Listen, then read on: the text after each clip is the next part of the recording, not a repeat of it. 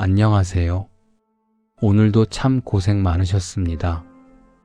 복잡했던 하루의 소음은 잠시 문 밖으로 밀어두고 이제 당신만의 가장 편안한 공간에서 몸의 긴장을 풀어보세요.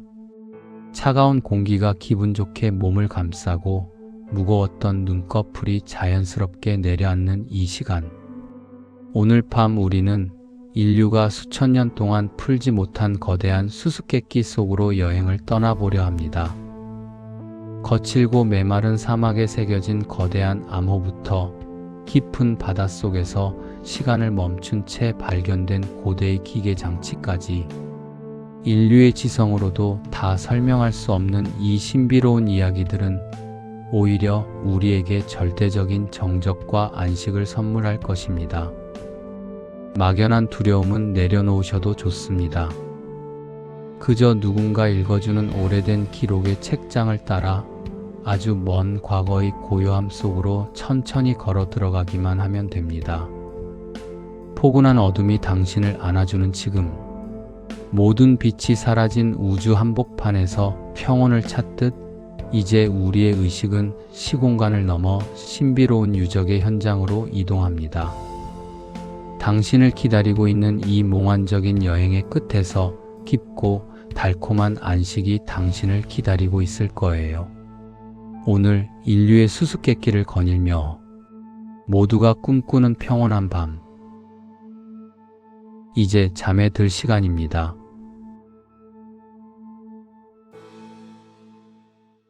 우리의 첫 번째 여정은 남미 페루의 남부 해안 안데스 산맥과 태평양 사이에 위치한 거칠고 메마른 땅, 나스카 사막에서 시작됩니다.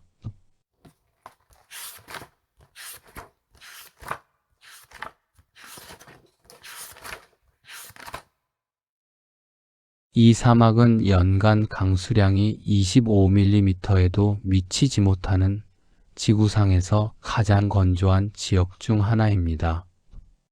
수천 년 동안 누구에게도 정체를 드러내지 않았던 이 거대한 비밀은 1927년 페루의 고고학자 토리비오 메히아 헤스페가 인근 언덕을 오르다 지표면에 새겨진 기묘한 선들을 발견하며 세상에 알려지기 시작했습니다. 본격적인 연구는 1939년 미국의 역사학자 폴 코속이 비행기를 타고 이 지역을 통과하며 하늘에서만 볼 수 있는 거대한 형상들을 목격하면서 급물살을 탔습니다. 나스카 지상화라 불리는 이 유적은 약 450제곱킬로미터에 달하는 광활한 면적에 펼쳐져 있으며 직선과 삼각형 같은 기하학적 문양부터 동식물의 형상까지 약 700개 이상의 그림이 새겨져 있습니다. 나스카인들이 이 거대한 그림을 그린 방법은 의외로 단순하지만 정교했습니다. 나스카 사막의 지표면은 오랜 세월 산화되어 짙은 갈색을 띠는 작은 자갈들로 덮여 있습니다. 고대인들은 이 어두운 자갈들을 10cm에서 30cm 정도 옆으로 걷어내어 그 아래에 숨겨져 있던 밝은 빛의 석회질 토양을 노출시켰습니다. 이렇게 만들어진 명암의 대비가 우리가 보는 선이 된 것입니다. 비가 거의 오지 않고 바람의 영향도 적은 이 지역의 독특한 기후 덕분에 단지 흙을 걷어내는 것만으로 만들어진 이 연약한 선들은 2000년이라는 긴 세월을 버티며 오늘날까지 보존될 수 있었습니다. 가장 유명한 벌새 그림은 길이가 93m에 달하며 거미는 46m, 꼬리가 소용돌이치는 원숭이는 무려 110m의 크기를 자랑합니다. 학자들은 나스카인들이 복잡한 수치 계산이나 축척의 원리를 이미 이해하고 있었을 것이라 추측합니다.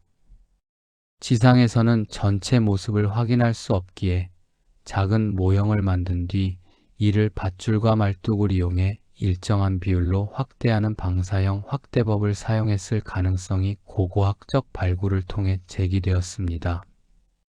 이 선들의 용도를 두고 학계는 오랜 시간 논쟁해 왔습니다. 독일의 수학자이자 고고학자인 마리아 라이에는 일생을 바쳐 이 선들을 연구하며 나스카 라인이 해와 달, 별의 위치를 가리키는 거대한 천문 달력이었다고 주장했습니다.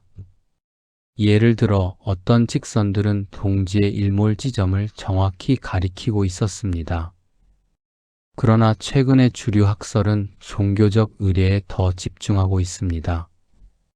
가뭄이 극심했던 이곳에서 선을 따라 걸으며 비를 관장하는 신에게 제사를 지내거나 지하수가 흐르는 수맥의 방향을 표시하기 위해 이 그림들을 그렸다는 것입니다.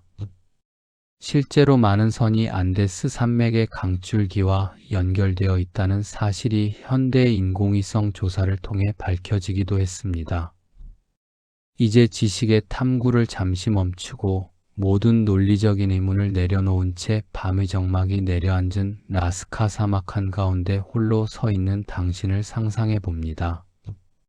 발 아래에는 수천 년 전 누군가의 손길이 닿았던 차가운 자갈들이 깔려 있고 사방은 끝을 알 수 없는 지평선만이 고요하게 펼쳐져 있습니다. 지독하리만큼 깊은 정막 속에서 들리는 것은 오직 당신의 규칙적인 숨소리뿐입니다. 당신은 이제 천천히 사막 위를 걷기 시작합니다. 거대한 원숭이의 꼬리를 따라 그려진 나선형의 길 위로 차가운 달빛이 은은하게 내려앉습니다. 발을 내디딜 때마다 수천 년의 시간을 머금은 먼지가 아주 미세하게 피어오르다 이내 가라앉습니다. 공기는 서늘하고 투명하며 가슴 깊은 곳까지 평온한 휴식을 전달합니다. 하늘을 올려다봅니다. 나스카의 밤하늘에는 셀 수 없이 많은 별이 쏟아질 듯 박혀 있습니다. 땅 위에 그려진 벌새의 날개가 저 별자리의 어느 지점을 가리키고 있는 듯한 신비로운 일체감이 느껴집니다. 당신은 이제 거대한 거미 형상의 중심부에 자리를 잡고 편안하게 눕습니다. 사막의 지표면은 낮 동안 머금었던 온기를 아주 희미하게 품고 있어 당신의 등을 따뜻하고 포근하게 받쳐줍니다. 복잡했던 생각들은 저 광활한 대지 위로 흩어지고 당신의 몸은 점점 더 깊은 안식의 무게 속으로 침잠합니다. 사막의 밤바람이 실어다 주는 이 고요한 수수께끼는 이제 또 다른 신비로운 장소로 우리를 데려갑니다. 나스카의 지평선 너머 광활한 태평양 한가운데 홀로 떠있는 또 하나의 거대한 비밀. 우리는 이제 수백 개의 석상이 바다를 등지고 서 있는 고립된 섬, 이스터 섬의 거인들을 만나러 떠납니다. 그곳에는 어떤 이야기가 우리를 기다리고 있을까요?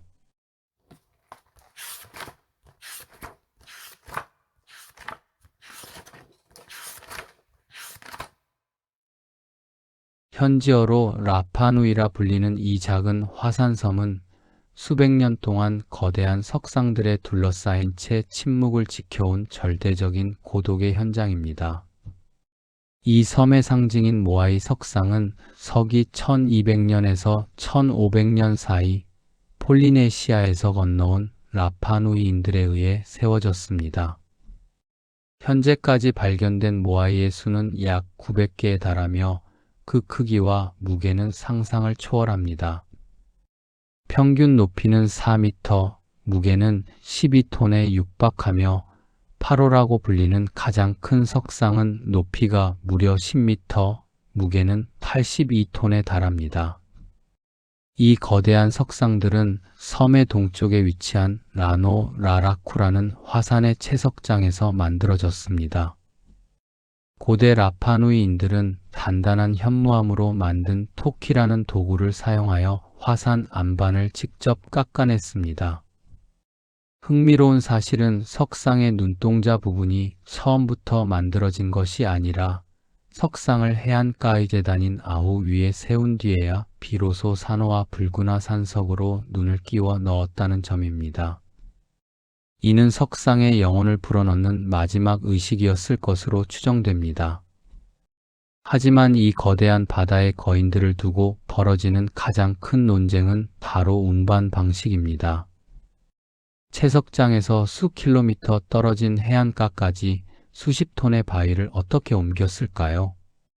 오랫동안 학자들은 수많은 나무를 베어 굴림대로 사용했다는 설을 믿어왔습니다. 그러나 이 방식은 섬의 생태계 파괴를 설명할 뿐 실제 운반의 효율성을 완벽히 증명하지 못했습니다. 최근의 고고학적 실험은 현지 전설인 모아이가 걸어갔다는 말에 주목했습니다. 세 방향에서 밧줄을 묶고 석상을 좌우로 뒤흔들며 앞으로 나아가게 하는 방식, 즉 서서 걷는 운반법이 실제로 가능하다는 것이 증명된 것입니다. 섬 곳곳의 길가에 쓰러진 채 발견된 모아이들은 이동 중에 균형을 잃고 넘어져 그대로 방치된 실패의 흔적들임이 밝혀졌습니다. 이토록 찬란한 석상 문화를 꽃피웠던 라파누이 문명은 17세기경 급격한 몰락을 맞이합니다. 한정된 자원을 두고 벌어진 부족 간의 전쟁으로 인해 상대 부족의 권위를 상징하는 모아이들을 의도적으로 쓰러뜨리는 석상 쓰러뜨리기 시대가 도래한 것입니다. 우리가 오늘날 보는 많은 모아이들이 바다를 등지고 내륙을 향해 서 있는 이유는 그들이 조상의 혼으로서 마을을 보호한다고 믿었기 때문입니다. 이제 지식의 탐구를 잠시 멈추고 밤에 적막이 내려앉은 이스터 섬의 해안가에 서 있는 당신을 상상해 봅니다. 등 뒤로는 끝을 알 수 없는 남태평양의 파도 소리가 아주 느리고 묵직하게 들려옵니다.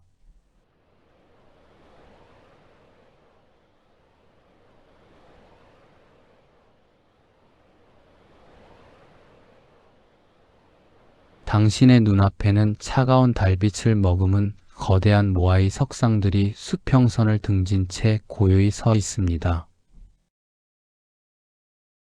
밤 공기는 소금기를 머금어 신선하고 서늘합니다.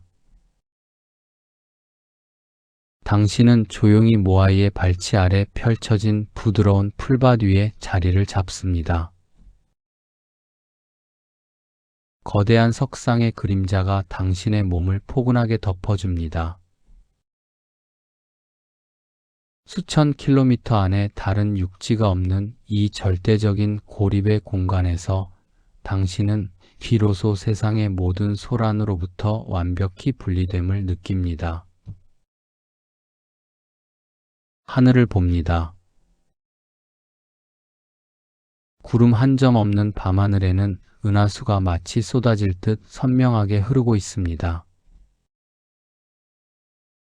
당신의 의식도 저 빛나는 별들의 흐름을 따라 아주 천천히 유영합니다. 거대한 거인들의 보호 아래 당신의 몸은 점점 더 깊은 대지의 무게를 느끼며 침잠합니다. 섬을 감싸는 평온한 어둠이 당신의 의식을 부드럽게 감싸 안습니다. 이스터 섬의 거인들이 지키는 고요한 밤은 이제 우리를 또 다른 기이한 기록의 세계로 안내합니다.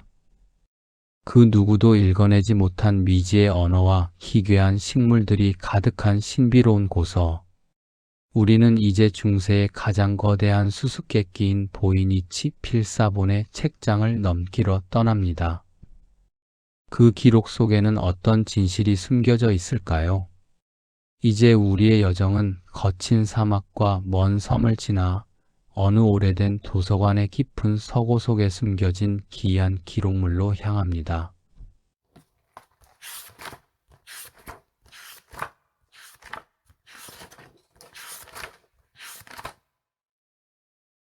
인류 역사상 가장 미스터리한 책이라 불리는 보이니치 필사본이 바로 그 주인공입니다.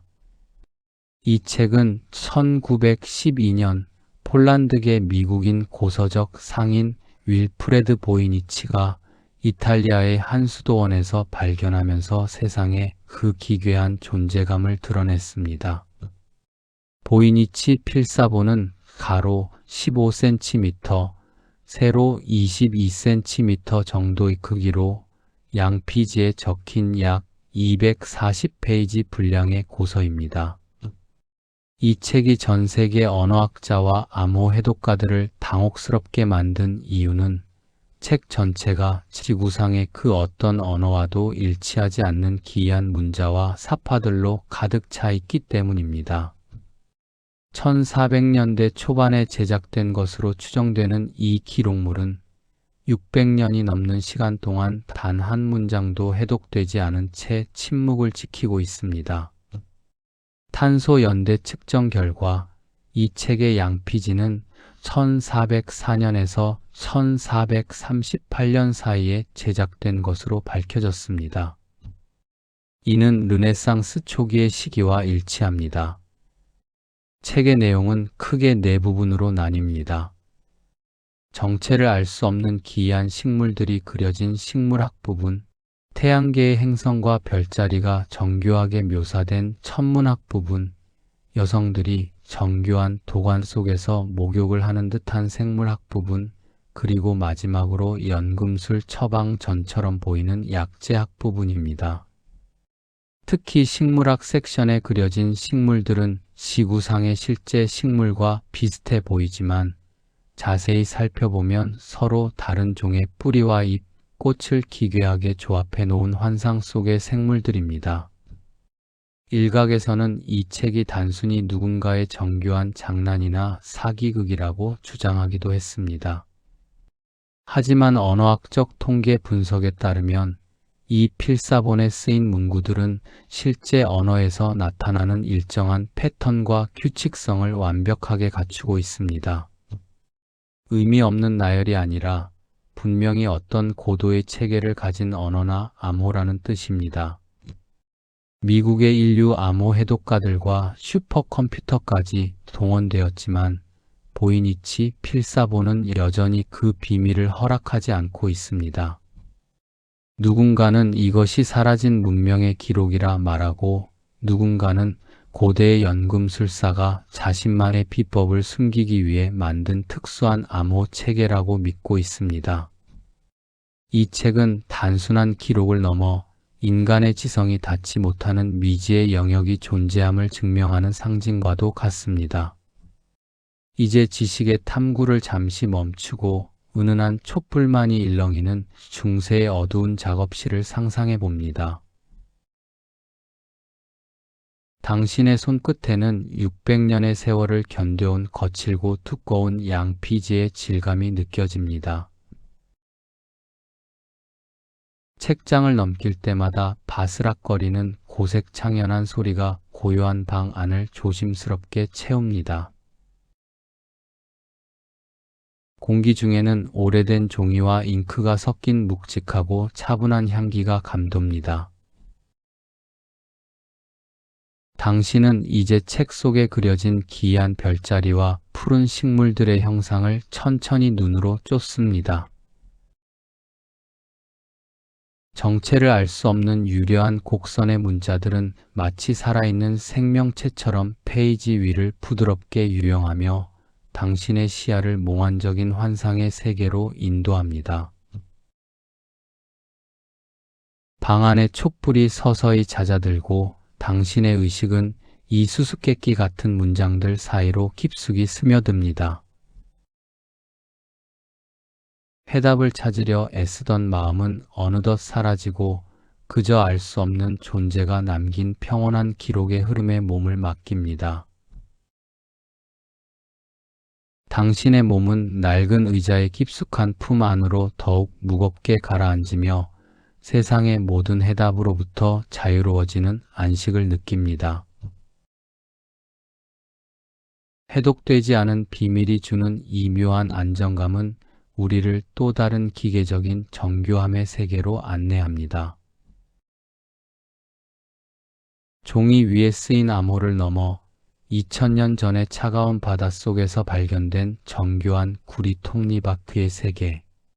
우리는 이제 인류의 시대를 앞서갔던 고대의 컴퓨터, 안티키티라 메커니즘의 톱니바퀴를 따라 여행을 이어갑니다.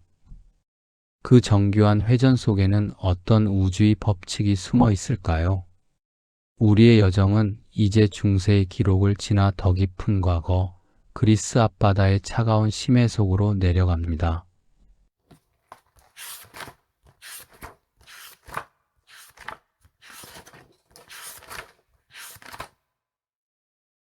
1901년 그리스의 안티키티라 섬 인근 해저에서 난파선을 조사하던 잠수부들은 청동 덩어리 하나를 발견했습니다. 처음에는 그저 부식된 금속 조각처럼 보였던 이것이 훗날 인류의 역사를 다시 쓰게 만든 고대의 컴퓨터 안티키티라 메커니즘으로 밝혀졌습니다. 이 장치는 기원전 200년에서 100년 사이에 제작된 것으로 추정되며 약 30개 이상의 정교한 청동 톱니바퀴들이 복잡하게 맞물려 있는 구조입니다. 현대의 엑스레이와 CT 촬영 기술로 분석한 결과 이 장치는 단순한 기계가 아니라 태양과 달의 움직임, 그리고 수성과 금성, 화성, 목성, 토성과 같은 행성들의 위치를 정확히 예측하는 천문시계였다는 사실이 드러났습니다. 가장 놀라운 점은 이 장치가 윤년을 계산해 넣었을 뿐만 아니라 달의 궤도가 타원형이라는 점까지 고려하여 그 속도 변화를 추적했다는 사실입니다. 이는 근대 시계 제작 기술이 등장하기 1500년 전의 지식이라고는 믿기지 않을 만큼 압도적인 기술력입니다. 기계 뒷면에 새겨진 약 2000개의 미세한 그리스 문자들은 이 장치가 일식과 월식의 날짜를 예측하고 고대 올림픽의 정확한 개최 시기까지 계산해 주었음을 증명하고 있습니다. 학자들은 이 장치가 천재 과학자 아르키메데스의 학파에서 만들어졌거나 히파르코스와 같은 위대한 천문학자의 이론을 바탕으로 설계되었을 것이라 추측합니다. 하지만 이토록 정교한 기술이 왜 그 이후의 역사에서 사라졌는지, 그리고 왜 이와 유사한 장치가 1000년 넘게 발견되지 않았는지는 여전히 풀리지 않는 거대한 수수께끼로 남아 있습니다. 이제 지식의 탐구를 잠시 멈추고 푸른빛이 감도는 고요한 심해 속을 유영하는 당신을 상상해 봅니다. 사방은 아주 깊은 정막에 휩싸여 있고 당신의 귓가에는 규칙적이고 느린 호흡 소리만이 잔잔하게 울려 퍼집니다. 차가운 바닷물은 당신의 몸을 가볍게 받쳐주며 현실의 모든 무게를 잊게 해줍니다. 당신의 눈앞에 오랜 세월 바닷속에서 잠들어 있던 안티키티라 장치가 그 모습을 드러냅니다. 부식된 청동 톱니바퀴들 사이로 희미한 빛이 스며들고 보이지 않는 우주의 질서가 이 작은 기계 안에서 영원히 회전하고 있는 듯한 경외감이 느껴집니다. 당신은 이제 그 정교한 톱니바퀴들의 회전에 당신의 의식을 맡깁니다.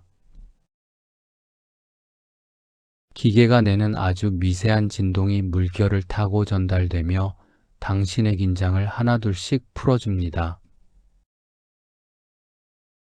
우주의 거대한 법칙이 이 작은 상자 속에 담겨 있듯 당신의 복잡했던 마음도 이제 고요한 질서 속으로 정돈됩니다.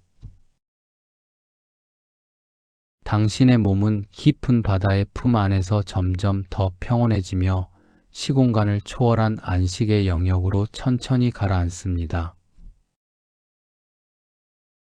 이 정교한 기계가 가리키는 별들의 운행은 이제 우리를 대지 위에 세워진 거대한 돌의 세계로 안내합니다. 바다 위로 떠오른 우리의 의식은 이제 영국 솔츠베리의 평원에 우뚝 솟은 거석들의 유적으로 향합니다. 그 거대한 돌들은 누구를 위해 어떤 하늘을 바라보며 세워진 것일까요? 우리는 이제 인류가 남긴 가장 거대한 시계, 스톤헨지의 그림자 속으로 걸어 들어갑니다.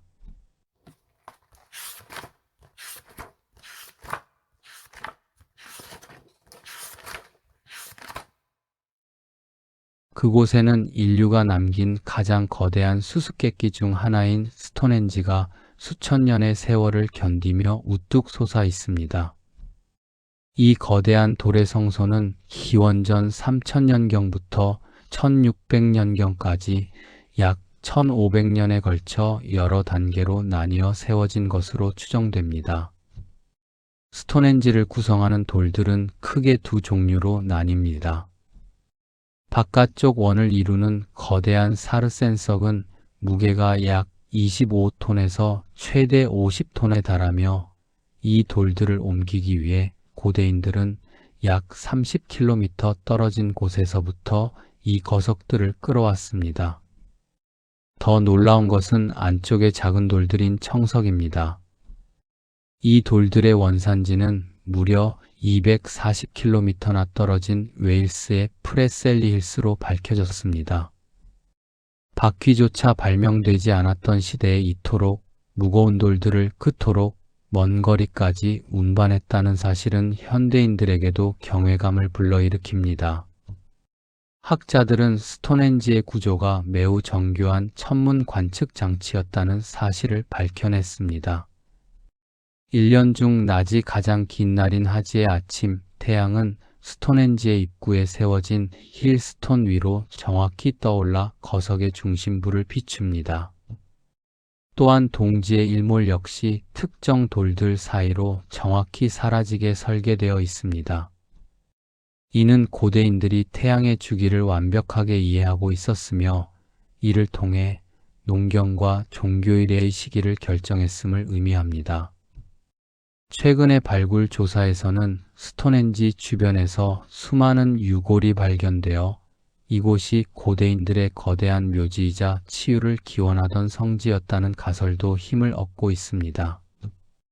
돌의 배치부터 정밀한 각도까지 모든 것이 치밀하게 계산된 이 거석 유적은 고대 인류가 가졌던 경이로운 지혜와 기술력을 상징합니다.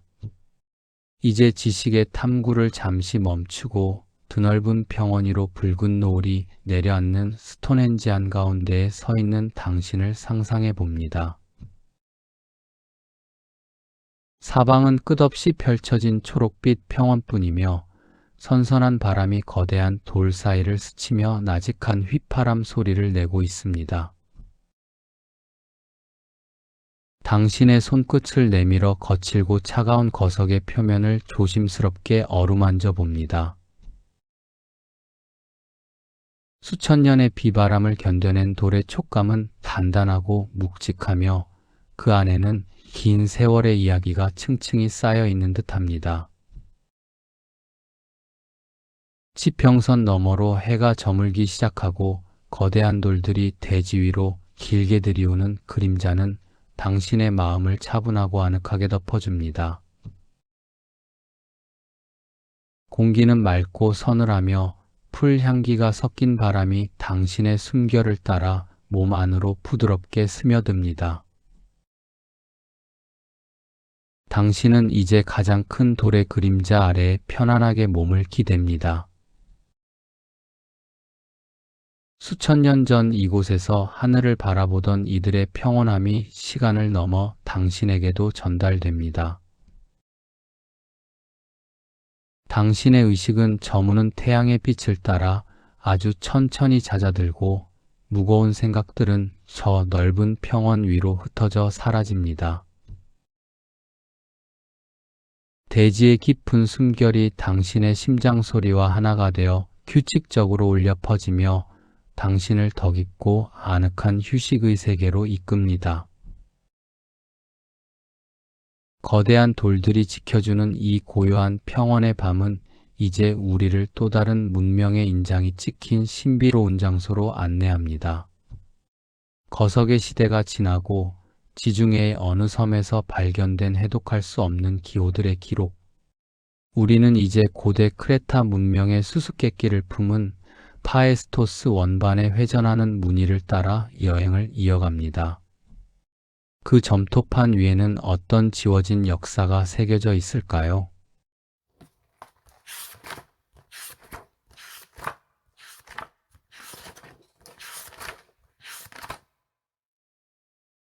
(1908년) 이탈리아의 고고학자 루이지 페르니에는 섬 남쪽의 파에스토스 궁전 유적을 발굴하던 중 진흙 속에 묻혀 있던 지름 15cm의 작은 점토판 하나를 발견했습니다.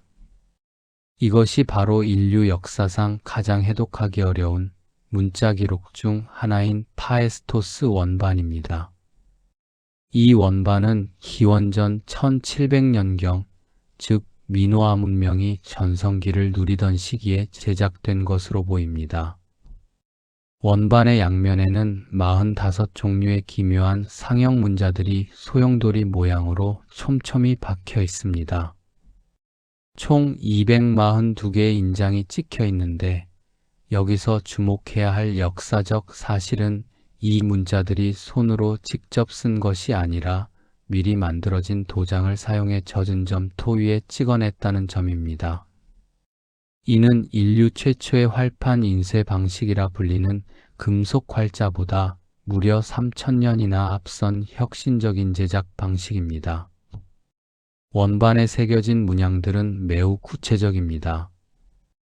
깃털 달린 머리 장식을 한 사람, 걷고 있는 남자, 어린아이, 그리고 물고기와 배, 꽃과 화살 같은 상징들이 정교하게 묘사되어 있습니다. 수많은 언어학자와 암호 해독가들이 이 비밀을 풀기 위해 일생을 바쳤습니다. 하지만 이 원반이 발견된 이후 같은 체계의 언어를 사용하는 다른 유물이 단 하나도 발견되지 않았기 때문에 우리는 여전히 이 기록이 무엇을 의미하는지 알지 못합니다.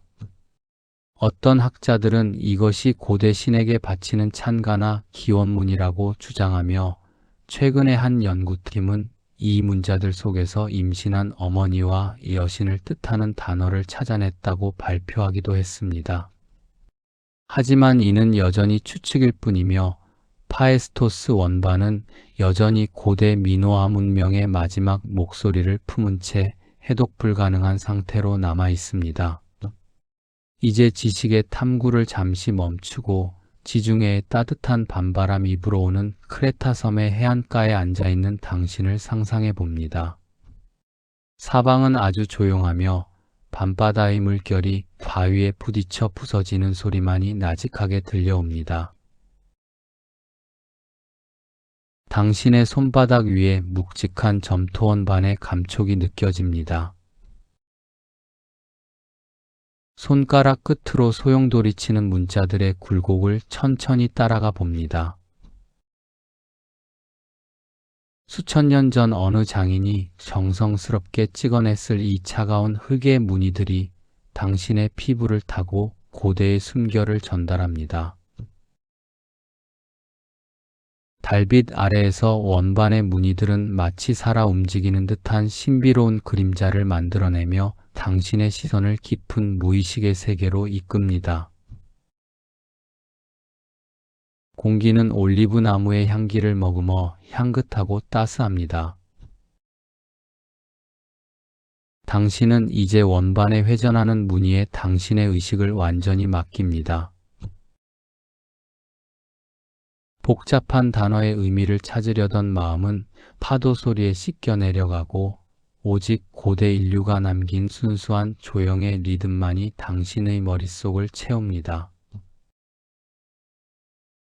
당신의 몸은 해변의 고운 모래 위로 깊숙이 파고들며 대지의 평온한 품 안으로 녹아듭니다. 해독할 수 없는 이 기록이 주는 평화로운 신비함은 이제 우리를 또 다른 황금빛 영생의 세계로 안내합니다. 지중해의 파도 소리를 뒤로하고 이번에는 뜨거운 모래바람이 부는 이집트 왕들의 계곡 깊은 곳으로 향합니다. 우리는 이제 수천 년 동안 누구에게도 정체를 드러내지 않았던 소년왕의 화려한 안식처 투탕카멘의 황금 마스크를 만나러 떠납니다. 그 눈부신 황금 뒤에는 어떤 파라오의 저주가 숨겨져 있을까요?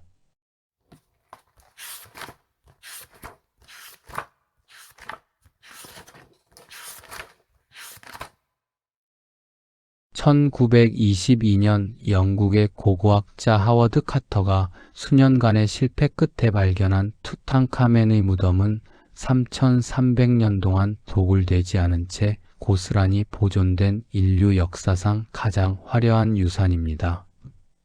19세의 젊은 나이에 세상을 떠난 소년왕 투탕카멘은 이 무덤의 발견과 함께 잊혔던 역사 속에서 화려하게 부활했습니다. 무덤의 가장 깊숙한 곳에서 발견된 황금 마스크는 무게가 무려 11kg에 달하는 순금으로 제작되었으며 라피스 라줄리와 청색 유리 그리고 각종 보석들이 정교하게 박혀있는 고대 공예 기술의 정수입니다. 이 마스크는 단순히 화려한 장식품이 아니라 죽은 왕의 영혼이 육체를 찾아 돌아올 때 길잡이 역할을 하도록 제작된 종교적 상징물이었습니다. 하지만 이 화려한 발견 뒤에는 파라오의 저주라는 기묘한 수수께끼가 따라붙었습니다. 발굴을 후원했던 카나번경이 발견 직후 폐혈증으로 갑작스럽게 사망한 것을 시작으로 발굴에 참여했던 인물들이 잇따라 의문의 죽음을 맞이했다는 소문이 전 세계를 뒤흔들었습니다. 그러나 현대 과학자들의 정밀한 분석에 따르면 이는 초자연적인 저주라기보다는 수천 년 동안 밀폐되었던 무덤 내부의 환경 때문일 가능성이 높습니다. 실제로 무덤 속에는 아스페르길루스 니게르와 같은 치명적인 곰팡이 포자들이 잠복해 있었으며 이것들이 공기 중으로 퍼져나가 면역력이 약한 이들의 호흡기 감염을 유발했을 것이라는 과학적 실체가 밝혀졌습니다. 투탕카멘의 무덤은 단순한 보물창고가 아니라 고대 이집트인들이 믿었던 사후세계와 영생에 대한 지독하리만큼 치밀한 설계도였던 것입니다. 이제 지식의 탐구를 잠시 멈추고 은은한 햇불만이 벽면의 상형 문자를 비추는 고요한 지하묘실 속에 서 있는 당신을 상상해 봅니다. 사방은 수천 년의 시간을 머금은 묵직한 정막에 휩싸여 있고 공기는 건조하면서도 아주 오래된 나무와 향료의 냄새를 품고 있습니다. 당신의 눈앞에는 달빛보다 찬연하게 빛나는 황금 마스크가 놓여 있습니다. 마스크의 깊고 푸른 눈매는 마치 당신의 내면을 꿰뚫어 보는 듯 장엄하면서도 평온한 눈빛을 띠고 있습니다.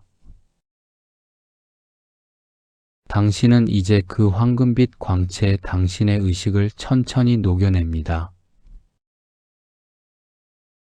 차가운 금속의 질감과 부드러운 빛의 흐름이 당신의 시야를 가득 채우며 복잡했던 생각들을 하나둘씩 지워나갑니다. 묘실 안의 고요함은 당신의 숨소리와 하나가 되어 규칙적으로 울려 퍼지며 당신을 더 깊고 아늑한 휴식의 세계로 이끕니다. 황금 마스크의 눈부신 정막은 이제 우리를 또 다른 기이한 유물의 그림자 속으로 인도합니다. 화려한 황금을 지나 이번에는 흙으로 빚어진 소박한 단지 속에 숨겨진 고대의 에너지. 우리는 이제 기원전 파르티아 시대에 만들어진 인류 최초의 전지 가설 바그다드 배터리의 신비로운 전류를 따라 여행을 이어갑니다. 그 진흙단지 속에는 어떤 시대를 앞선 지혜가 담겨 있을까요?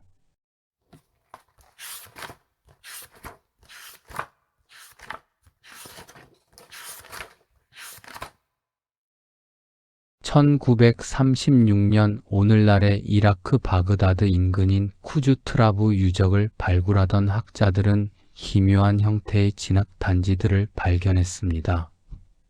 높이 약 13cm의 이 단지들은 단순한 식료품 그릇이 아니라 인류 역사를 다시 쓰게 만들 수도 있는 고도의 지혜가 담긴 수수께끼였습니다. 이 단지의 구조를 구체적으로 살펴보면 놀라움은 더욱 커집니다. 단지 입구는 아스팔트로 단단히 밀봉되어 있었고 그 내부에는 정교하게 말린 구리 원통과 철로 된 심지가 함께 들어 있었습니다. 학자들은 이 구조를 확인하고 경악을 금치 못했습니다. 그것은 현대의 건전지와 원리적으로 완벽하게 일치하는 형태였기 때문입니다. 이 유물이 제작된 시기는 기원전 250년에서 서기 240년 사이의 파르티아 시대로 추정됩니다. 만약 이것이 실제로 전지였다면 인류는 근대 전지의 시조인 알레산드로 볼타보다 무려 1500년이나 앞서 전기의 존재를 알고 이를 활용했다는 이야기가 됩니다. 이 유물의 정체를 두고 학계는 수십 년간 격렬한 논쟁을 벌여왔습니다. 독일의 고고학자이자 당시 이라크 국립박물관장이었던 뷔렐름 쾌니히는 이 장치가 전지였다는 사실을 강력하게 주장했습니다. 그는 고대인들이 식초나 포도즙 혹은 레몬즙 같은 산성액체를 전해질로 사용하여 전류를 발생시켰을 것이라는 가설을 세웠습니다. 실제로 현대 과학자들이 이 가설을 증명하기 위해 원형과 똑같은 복제품을 만들어 실험한 결과 약 1볼트에서 1.5볼트 정도의 미약하지만 실제적인 전류가 발생하는 것을 확인했습니다. 또한 이를 여러 개 직렬로 연결할 경우 도금 작업을 수행하기에 충분한 전압이 확보된다는 사실도 입증되었습니다. 그렇다면 고대인들은 이 전류를 어디에 사용했을까요? 가장 지배적인 가설은 이 전지를 활용해 장신구의 금이나은을 얇게 입히는 전기도금 기술을 구현했다는 것입니다.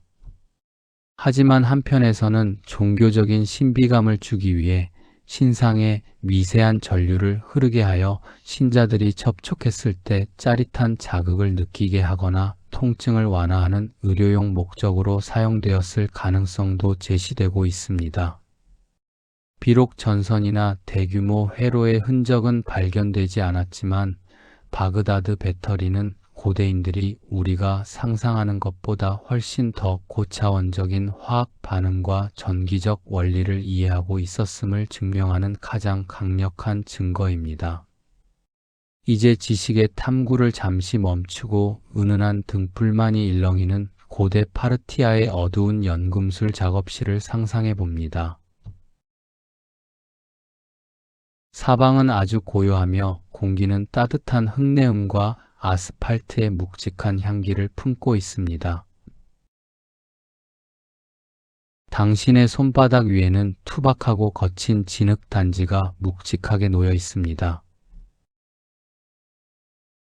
손가락 끝으로 단지의 표면을 어루만져 봅니다.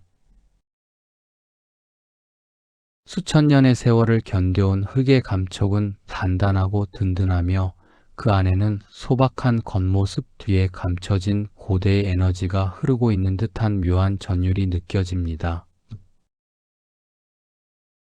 단지 입구를 막은 검은 아스팔트 위로 떨어지는 등불의 그림자는 당신의 시선을 깊은 무의식의 세계로 안내합니다. 당신은 이제 단지 속에 잠들어 있는 구리와 철의 만남에 당신의 의식을 완전히 맡깁니다.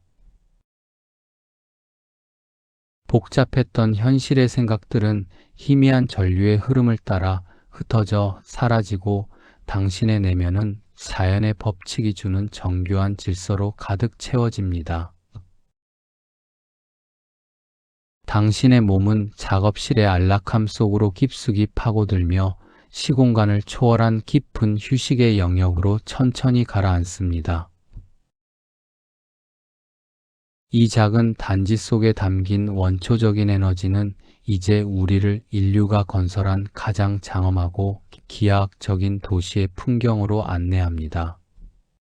사막의 연금술 작업실을 지나 이번에는 멕시코의 광활한 고원 위에 세워진 신들이 도시. 우리는 이제 거대한 피라미드가 태양과 달의 궤도를 가리키는 테오티후아칸의 신비로운 광장으로 향합니다. 그 거대한 건축물들 사이에는 어떤 우주의 비밀이 설계되어 있을까요?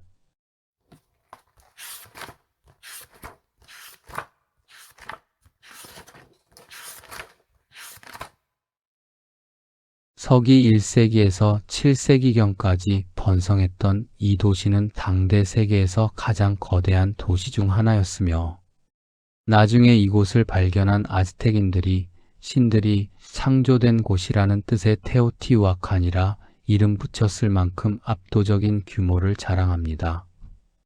이 도시는 우연히 세워진 것이 아니라 철저하게 계산된 기하학적 설계와 천문학적 질서에 따라 건설되었습니다.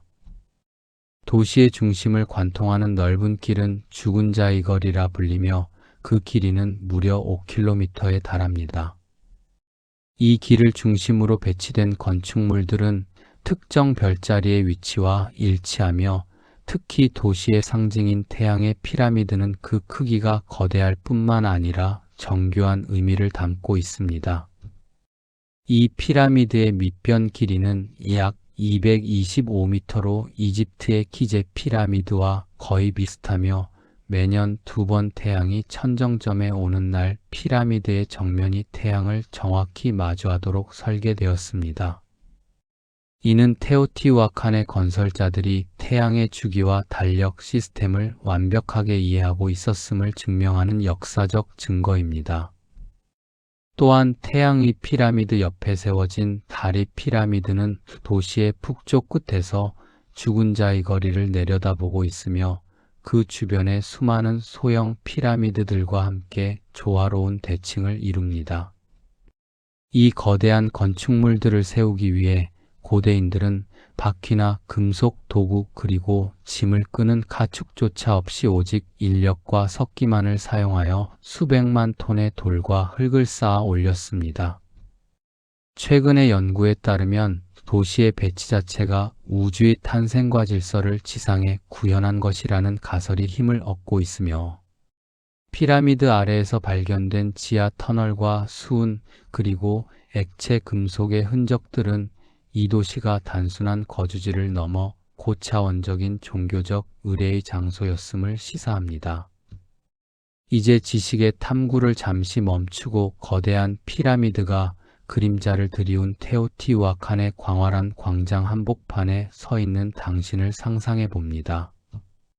사방은 아주 고요하며 지평선 너머로 저물어가는 노을이 붉은 사암 건축물들을 황금빛으로 물들이고 있습니다.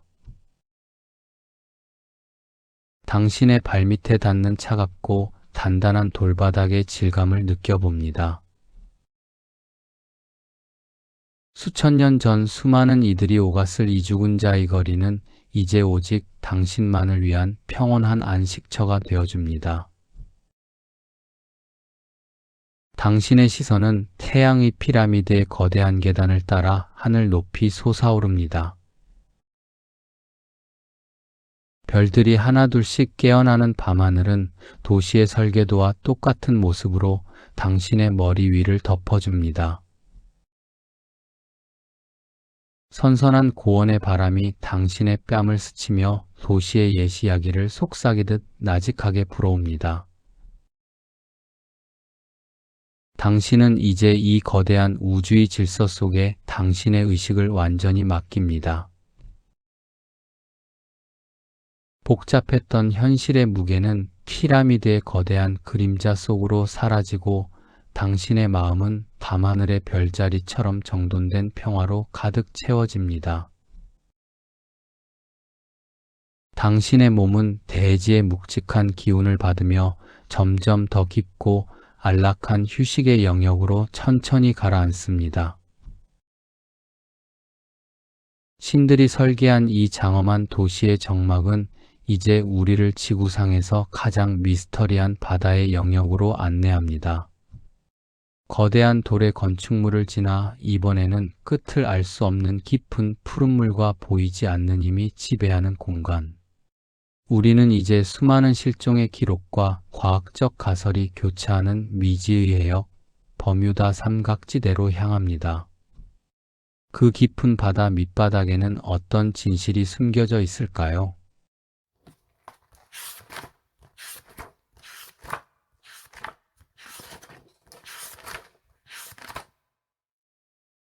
플로리다와 푸에르토리코 그리고 버뮤다 재단을 잇는 이 광활한 해역은 지난 100여 년간 수많은 비행기와 선박이 흔적도 없이 사라지며 마의 삼각지대라 불려왔습니다.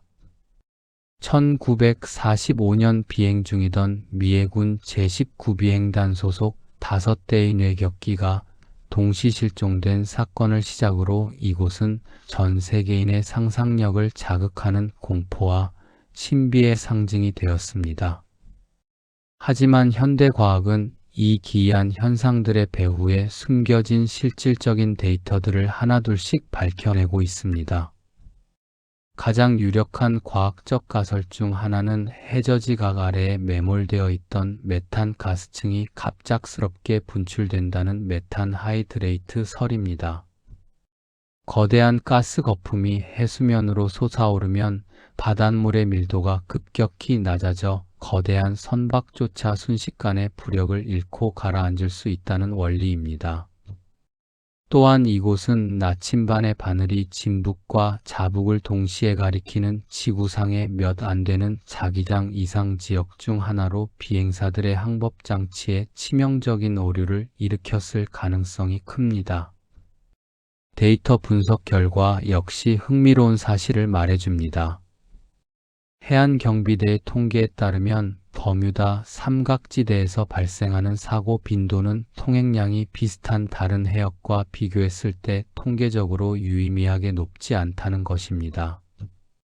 강력한 멕시코 만류와 잦은 허리케인 그리고 갑작스러운 돌풍인 마이크로버스트 같은 기상이변이 복합적으로 작용하여 사고의 원인이 되었을 뿐 초자연적인 힘의 개입은 없었다는 분석이 힘을 얻고 있습니다.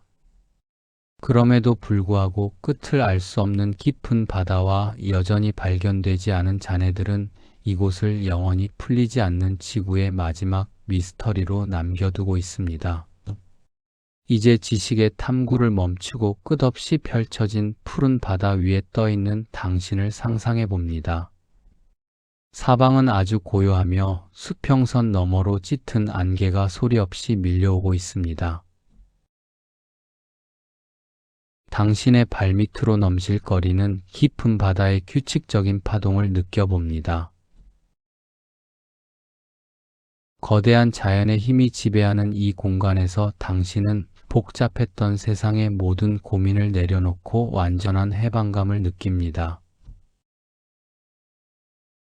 짙은 안개는 세상의 소음을 차단하고 오직 당신의 숨소리와 바다의 낮은 울림만이 공명합니다. 당신은 이제 보이지 않는 자기장의 흐름에 당신의 의식을 완전히 맡깁니다. 방향을 찾으려던 마음은 안개 속에 흩어져 사라지고 오직 광활한 대양의 평온한 리듬만이 당신의 머릿속을 채웁니다. 당신의 몸은 깊고 푸른 물속으로 스며드는 달빛처럼 아주 가볍고 안락하게 떠올라 무한한 안식의 세계로 천천히 가라앉습니다. 지구의 갈라진 틈에서 시작해 깊은 바다의 수수께끼까지 함께한 우리의 기여행은 이제 평온한 마침표를 향해 나아갑니다.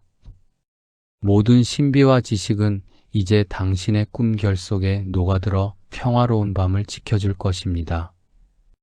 광활한 나스카 평원에 새겨진 거대한 지상화에서 시작해 바다 밑바닥의 버뮤다 삼각지대까지 우리를 둘러싼 세상의 수많은 수수께끼를 찾아 떠났던 기여행이 이제 마침표를 찍습니다.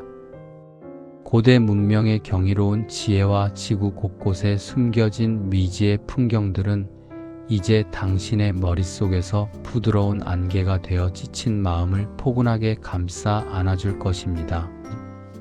우리가 함께 탐험한 파라오의 황금빛 안식처와 진흙단지 속 고대의 에너지 그리고 신들이 설계한 거대한 도시의 정막은 이제 당신의 꿈결 속에서 아름다운 상상력이 되어 피어날 것입니다. 오늘 밤 당신이 마주한 모든 경이로움은 당신의 내면에 깊은 평화를 심어주고 내일을 살아갈 조용한 힘이 되어줄 것입니다.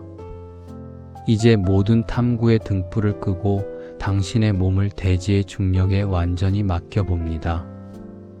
당신의 호흡은 밤바다의 물결처럼 깊고 고요해지며 당신의 의식은 별들이 속삭이는 무한한 안식의 세계로 천천히 잦아듭니다. 오늘 하루도 정말 고생 많으셨습니다. 당신의 밤이 그 어느 때보다 따뜻하고 평온하기를 바랍니다. 긴 여행을 마친 당신에게 이제 가장 깊고 아늑한 휴식이 찾아옵니다. 자, 이제 당신은 깊고 편안한 잠에 들 시간.